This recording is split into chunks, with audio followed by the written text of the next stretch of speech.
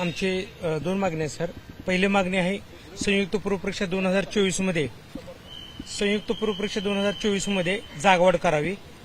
संयुक्त पूर्वपरीक्षा ही 2023 नंतर 2 वर्षातून झाली. त्याच्यामध्ये अत्यंत तुटपुंज जागा आहेत. राज्यात पीएसआयच्या 3,000 जागा रिक्त असताना ह्या ऍडमध्ये फक्त 216 जागेची सरकारने भरती केलेली आहे. तर आमची मागणी आहे की जास्तीत जास्त पीएसआयची जागा काढाव्या अशी मागणी. आणि दुसरी मागणी आहे की राज्यसेवा ही 45 दिवसाकरता पोस्टपोंड व्हावी, कारण त्याच्यामध्ये ईडब्ल्यू 2 वेळा एमपीसी आयोगाने रिझल्ट लावला ईडब्ल्यू संदर्भात. त्यामुळे वाढीव मुलांना जी संधी मिळाली त्यामध्ये त्यांना अभ्यासा वेळ कमी आहे. ही दुसरी मागणी आम्ही साहेबांना केलेली आहे.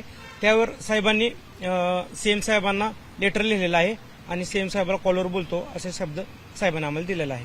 परंतु एमपीएससी आयोगाचे अध्यक्ष असलेले रजनीश शेठ यांच्याबरोबर भेट होणार होती या सगळ्या उद्या भेट आहे आमचे. पवार साहेबांनी त्या संदर्भात रजनीश शेठ यांच्याशी काही बातचीत केली आहे का? काय झालं नक्की सविस्तर? पवार साहेब एमपीसीचे अध्यक्ष रजनीश शेठ सर यांना बोललेले आहेत आणि उद्या आम्हाला वेळ दिलेला आहे एमपीसीचे अध्यक्ष रजनीश शेठ यांनी राज्यसेवा पोस्टपोन संदर्भात बोलण्यासाठी.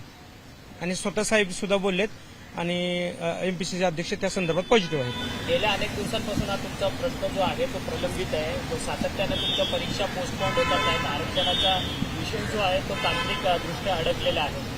परंतु आता देखील म्हणजे एमपीएससी आयोगाचे अध्यक्ष यांच्या भेटीत जर हा प्रश्न सुटला नाही तर विद्यार्थी म्हणून तुमची पुढील भूमिका काय असते?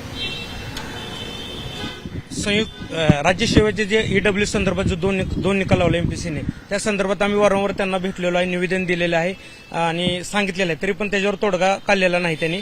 जर उद्याच्या मीटिंगमध्ये तोडगा नाही निघाला तर आम्ही आंदोलन करणार आहे. पण सातत्यानं तुम्ही आंदोलनाचा हत्यार उपसता. सातत्याने पुण्यामध्ये तुम्ही आंदोलनं केलेली आहेत एमपीएससी विद्यार्थ्यांनी. आता देखील आंदोलनाचा हत्यार उपसून तुमचे प्रश्न मार्गी लागतील हा तुम्हाला विश्वास आहे का?